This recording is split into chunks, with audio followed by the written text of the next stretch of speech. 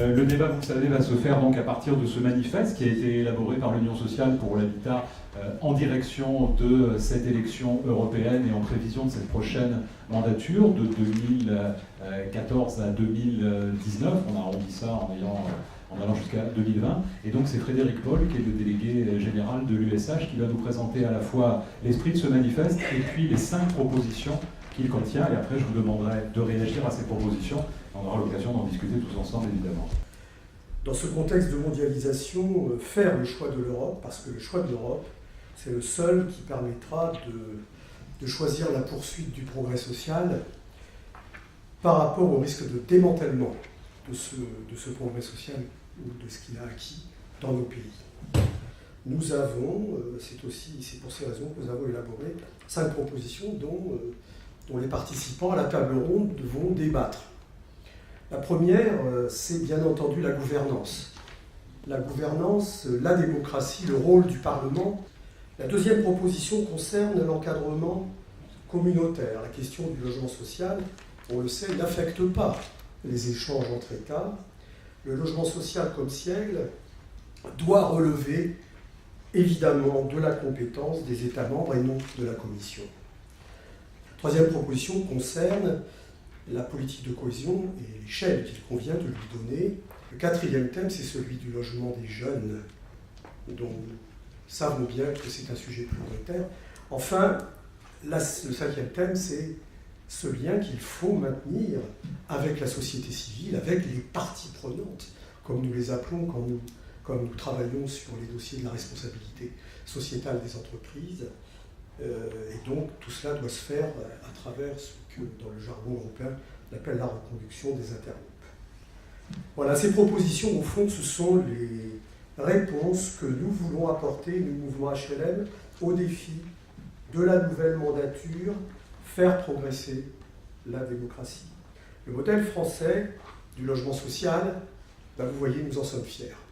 Nous sommes fiers de le porter, nous sommes fiers de le défendre, nous sommes fiers d'y travailler parce que nous sommes convaincus, et nous en sommes convaincus parce que les collectivités locales, parce que les habitants, parce que les organisations de locataires nous le disent, ce modèle est utile et il est socialement utile. Nous voulons, et ce sera une de nos actions, ce sera une des actions du mouvement HLM dans le cadre de la mandature, nous voulons le porter davantage en Europe, nous voulons le porter davantage devant les autres pays d'Europe et nous espérons, mesdames et messieurs les parlementaires qui sortiraient des urnes, que vous nous y aiderez. Je vous remercie.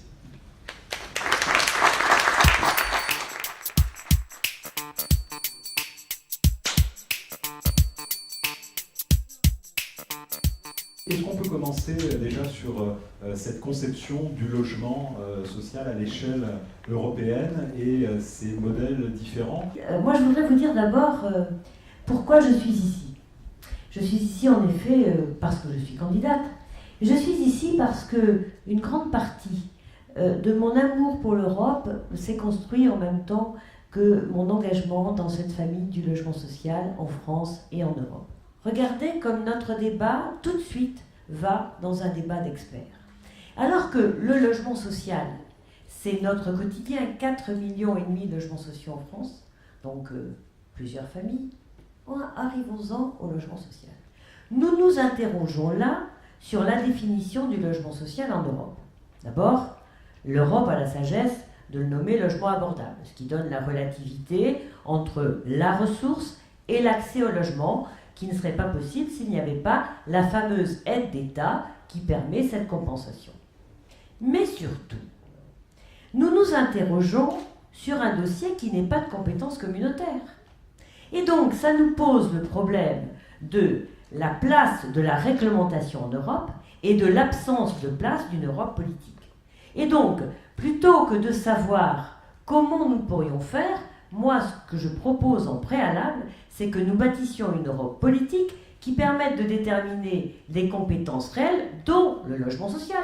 Parce que pourquoi le logement social n'en serait pas? La bataille qu'a menée l'équipe de Bruxelles, de l'USH à Bruxelles et le CECODAS pour l'exclusion de la directive service, eh bien à quel titre nous étions dans un une sorte de moule un peu général et nous avons réussi en extraire le logement social. Et là, nous allons arriver à avoir une compétence non communautaire qui va s'appliquer par une décision de la Cour de justice européenne sur le fait de savoir ce que les États doivent ou non entendre comme étant du logement social.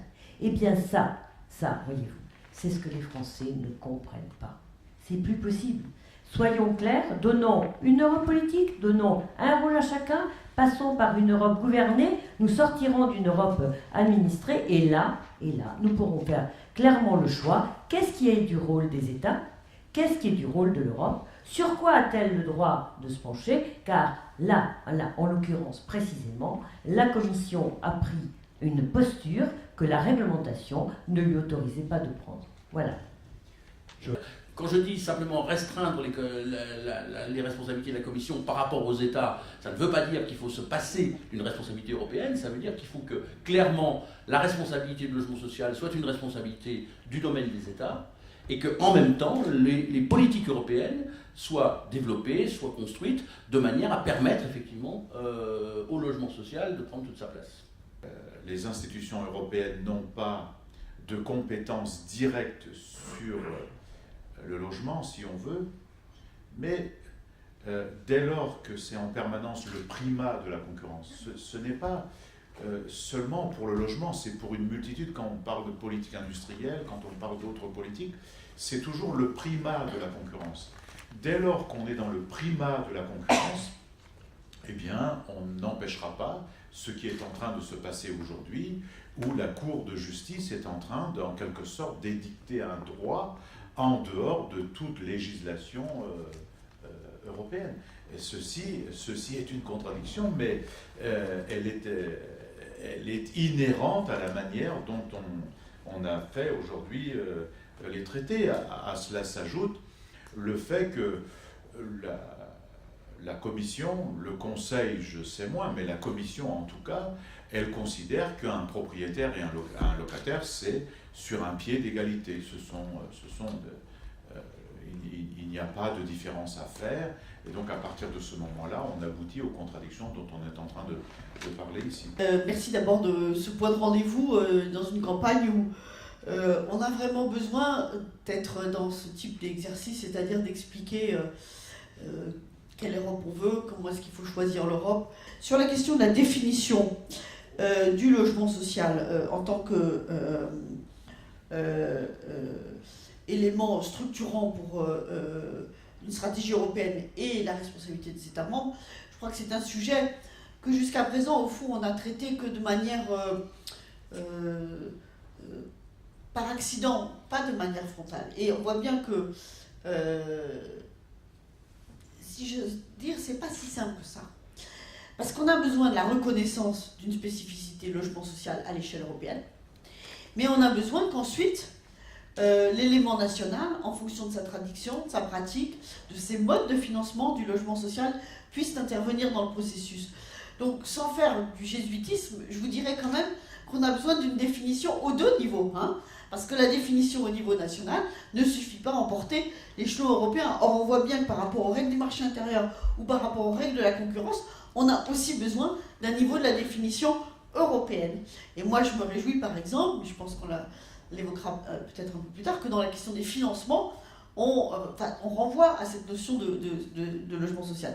La raison pour laquelle on ne peut pas avoir une définition européenne du logement social, c'est parce que c'est typiquement des éléments de la cohésion qui reposent sur des pratiques inscrites de longue date dans les modes de financement des services publics, dans le mode d'intervention des autorités publiques, dans le mode d'association des bénéficiaires du logement social, qui sont très spécifiques à chaque État membre et qu'on ne peut pas bouleverser, en particulier dans une période de crise du logement social que l'on connaît. Deuxièmement, sur la façon dont ces affaires-là doivent être intégrées dans la gouvernance. Alors là, vous me tendez la perche que je préfère, parce que franchement, moi j'en ai marre que lorsque l'Union européenne fait de la gouvernance économique, elle ne le fait que sur les deux chiffres les plus idiots qui soient, ceux qui ont été établis sur un bord de table au moment où on a adopté le pacte de stabilité, et qui reste l'alpha et l'oméga d'une politique économique européenne.